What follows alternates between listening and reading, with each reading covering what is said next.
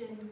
So it's an organisation, Palestine Action, nicknamed Pal Action, which are a direct action network focused on dismantling the complicity in Israeli apartheid.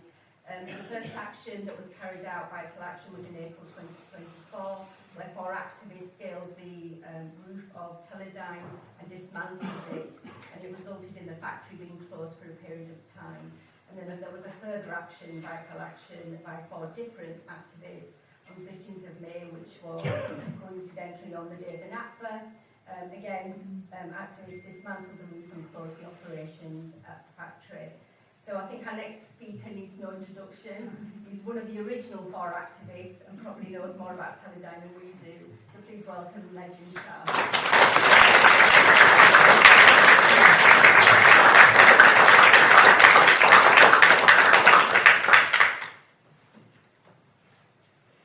Say hello, shalom, salam, everybody, hope you're well. Thank you so much, first of all, for your support. There's so many faces I recognise here. It's you guys that keep us strong, keep us bulky, keep us brave. Honestly, it's been amazing. Because of you guys, we've not even had to suffer one moment of anxiety. If we were going through this journey on our own, we would be psychologically attacked by the CPS, by the system. And the amazing thing is, I've had an amazing weekend. I'll speak to you after. There is a solution to that. I've had an amazing weekend because all my comrades are free from prison. I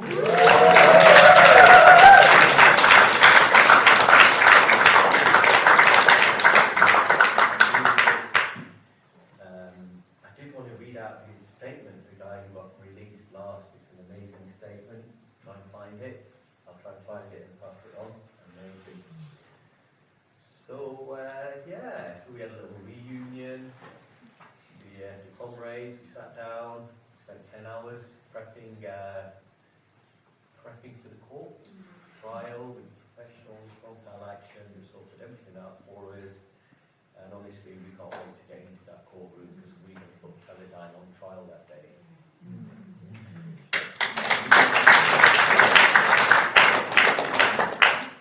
So we're going to kick the snot out of Teledyne in the courthouse, just like we kicked the snot out of them on the roof. I'm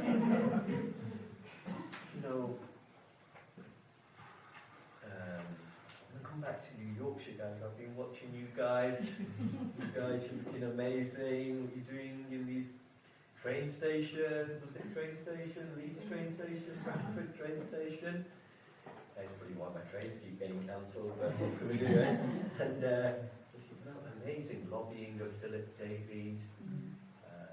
That reminds me of Code Pink. That's a good one to follow, Code Pink. Your campaigns, honestly, it's been amazing the way you managed to disrupt protests, kept it calm and all the rest as well. It's very much like the Jewish Voice for Peace. They're very calm, orderly, massive impact. They're my favourite group after Bradford. So, just quickly mentioning UK government complicity with what's happening in Israel. So 1917 was the Balfour Declaration, which gave Palestine a way to the East European colonisers with that same old centuries-old disgusting racist thieving colonial model. Hate it. So just wanted to update you. I've retired from roof work. What's next? No. Keep going. It was so ungrateful. We spent 16 hours on Teledyne's roof fixing it properly. They didn't moan, they complained instead of leaking. So what I've done is I've retired from the practical work and I'm starting a PhD on direct action. The only thing I say here is just this whole theory, we're going to talk theoretical, there's no practical lesson, it's just theory. Right. So there are some essential principles to direct action. We don't plead.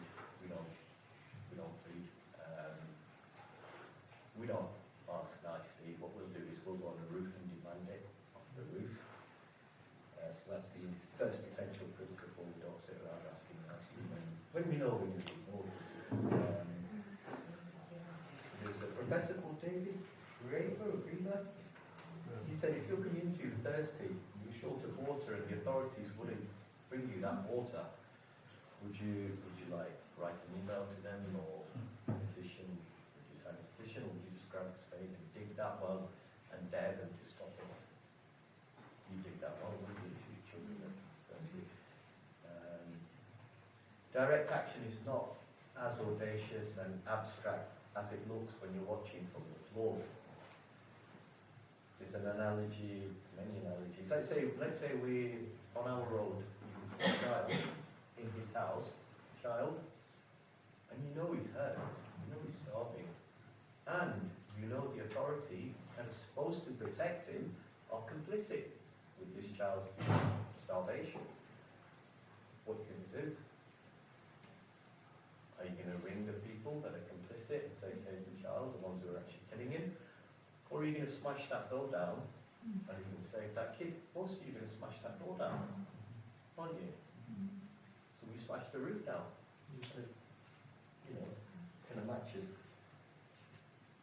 I do sign petitions. It's a really good idea to express our free will, because that's what we're all about. Let's be realistic. You know, the Iraq War, there's a 1 million person march, the biggest march the country's ever seen. They ignored us. They murdered 1 million Iraqis, stole their oil. I still go and protest. They are kind of the foundation of a campaign, because it's the protesters who are raising all that awareness for the direct activists to come along. So everything's got its place.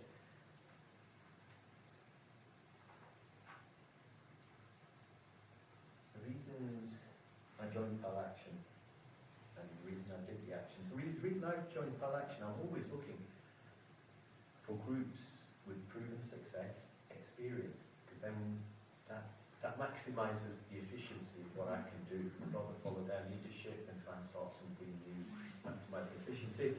What attracted me to Palestine Action was their proven success in shutting down 3 of the Albic sites in the UK permanently. There's only 10 Albic sites, 3 have been shut down. The one in London, Farnworth and Oldham. That's what inspired me. What triggered me,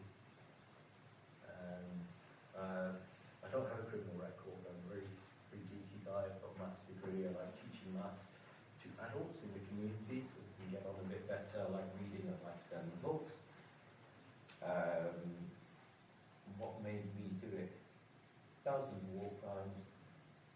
There's one I don't like speaking about. I'm going to tell you guys, because when they went to Al-Shifa Hospital the second time, the reports came out then that the ITF, the Israeli terrorist force, has gang essay assaulted a pregnant lady inside the hospital and forced her children and family to watch at gunpoint. Now I'm in my 50s, I don't just believe anything I see. I thought, is the proof going to come to this or not? So I just thought, oh, please be a lie. But they're not. The Palestinian accusations are always true. The neo-Nazi Israeli accusations are actually a confession of their own crimes. So whatever they accuse the Palestinians of, I guarantee you it's the Israeli fascists who are doing that, the colonial vermin. So they did this crime to this pregnant lady. And you know what these Zionists, the neo-Nazi Zionists are like? You know they love taking videos of their war crimes, you know, whether it's the lingerie of a female victim or whether it's a child that they've abducted, a baby who would be lying down in a cot. But obviously the terrorist Israeli soldiers realised that you can't put this video on Instagram. They're quite famous for hacking into the comrades. I've got a comrade in America, Lily, she's always in the Zionist space. They hacked her computers and sent her the email, a recording of what had happened. She accidentally clicked on it. She saw the images and videos, so she couldn't take her eyes off it. I got the text on my phone, and she was in pieces, I was in pieces, and I thought, what is wrong with these evil Zionists? I don't know. So that really, really upset me. what the Israelis are like. They think they can murder anyone. They think they can murder the whole bloody world. Remember when they attacked the American ship, USS Liberty, they attacked it for about 5-6 hours. Yeah? Any accountability? No. Because our leaders are lapdogs of Satan Yahoo. And that's disgusting. I really respect and love this country. I thank this country for giving my parents a better place to live. Me personally, I'd much rather be somewhere warmer, but for my parents it's amazing. Thank you to England. But I don't respect Rishi Sunak because he's complicit in genocide.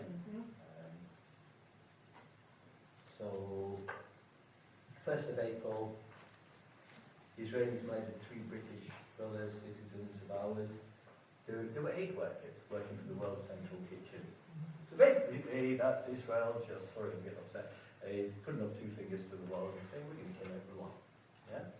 And our dog leaders, lapdog leaders, Kid Starver, Rishi Sunak, Genocide Joe,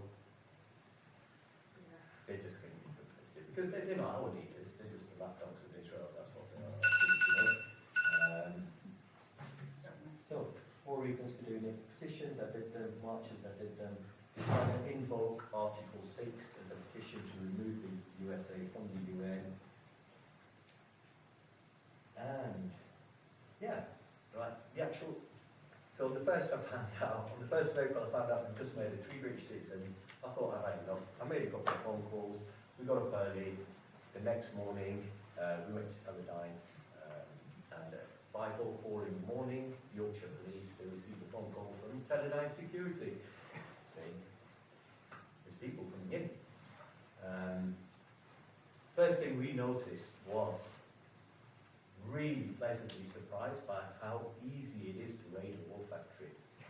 Honestly, it was like, it wasn't much different to a walk in the park, because lots of fresh air, you can see loads of trees, and that's another thing, another accusation we're going to make on Teledyne, that your head of security is doing a really crap job. He's not worthy of that position, you need to get someone else. That's another accusation. We refute everything. We blame the police that we got on the roof, because if they'd have got there quicker, they would have stopped us. But I thought we take 8 minutes, you know. That's the police's fault. So when they say we did criminal damage in court, we say we did damage, but it wasn't criminal because it's preventing a great crime. It was actually intentional, strategic damage of the infrastructure of a war factory that supplies Israel, so it's different criminal damage. So we've got everything in place. Can't wait to get there. Let me tell you about the day we got on the roof. Amazing support. Couldn't have done it without. Some of the best feelings was that shattering that illusion of government power, this omnipotent force. That's not the government, I believe that's God. So look how easily we shattered their illusion of power. These are meant to be the country's most secure sites, and if I'm telling you, if maths tutors in their 50s can do this, Gen Z are going to rip them a new one. Honestly, Gen Z, they're a savage new humanity.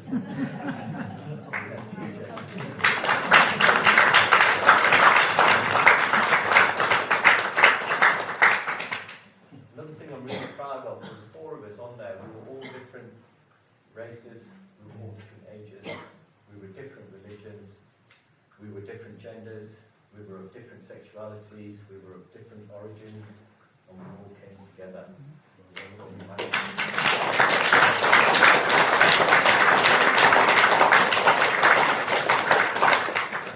And that's, we're definitely going to slap that in there. There's a big slap in the government's face to say this is how you unify against prostitutes.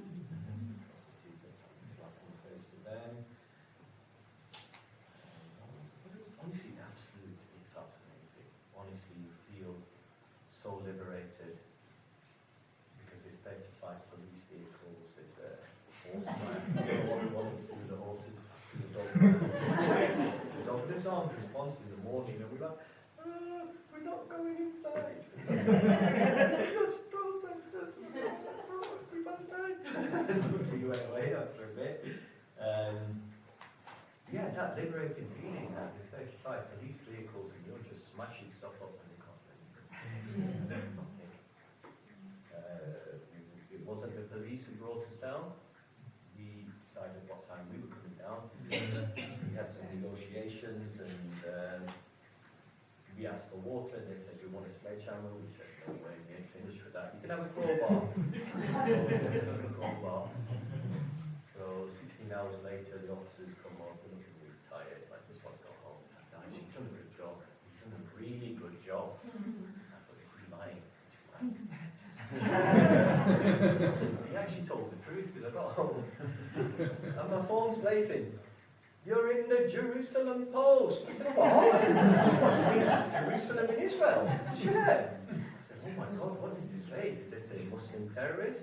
Or did they say Muslim fanatic? Did they say Muslim fundamentalist? Or did they say he's an Islamist? Is there a Muslimist as well? Is there a Muslimist?" I made that shit up. So, yeah, thank you. So that's how they demonize us. Yeah? This is how they demonize us, and for 40 years I've watched Muslims being demonized and mass murdered from Bosnia to Baghdad to Libya to Afghanistan, and I've had enough. I don't care what religion they are, they're human beings, and they've been picked on, demonized, and massacred by the fascist Israeli regime. Honestly, you feel it's so empowering when you're up there. Honestly, it's so empowering. Honestly, you feel like you've literally stopped genocide in its tracks. Obviously, we didn't stop the genocide, we just disrupted the genocide. We just slowed the genocide down by a touch by stopping drones that we've been produced to kill children in Palestine. So in terms of the court case, charges, bail, bail is grounded by the government. I've got to stay at home every night, so I'm grounded. I can't go within 1 mile of Teledyne, but it didn't say anything about Elbit.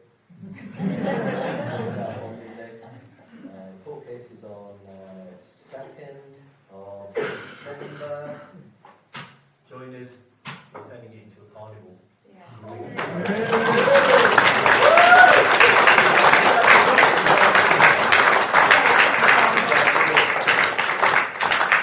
I saw this amazing footage of you guys just storming the magistrate's court in Leeds. It was amazing.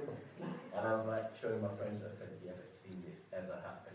Ever, never before, unprecedented, profound pressure." I don't think it's ever happened. Have you seen 2,000-3,000 people gathered to magistrates? No. So, yeah, we're going to turn it into a carnival for you, and because of all your support, we are hoping to put a little surprise show on for you. That's the kind of first. Don't get any funny ideas. It's just a surprise show for you guys. We're going to be, we might do it Big Brother style, and live in the same house for 10 days. In Bradford, so we can get into court. Thank you guys. It's amazing. You know how you've supported us. There's many ways you can support activists. Just go on to Palestine Action, follow them, Youth Demand. Just follow them. Just send them messages. Turn up. Come down to the courts. Come down to the police station. That really pressurizes the cops. It always makes them think twice, and is it really worth all the headache? So it's been honestly amazing. Thank you very much for everything.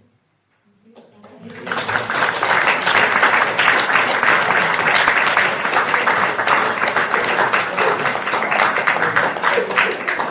most important thing, 5 elements for success for direct action. Pal Action approved that by closing 3 sites permanently. First thing you need is you've got to be disruptive. You've got to cost them money, you've got to humiliate them in the press, you've got to be disruptive. Obviously it has to be sustained and continuous, which we've done an amazing job of. But we have to create dilemmas. Now Teledyne's got a massive dilemma. How much does it have to spend on security to stop Pal Action?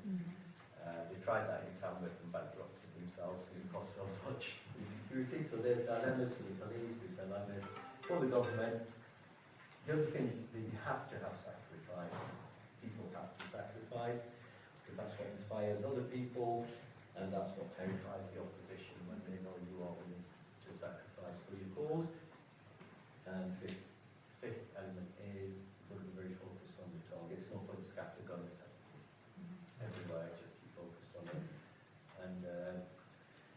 On the surface of things, it looks like nothing's changed. All we see is starvation and carpet bombing of Gaza, but under the surface,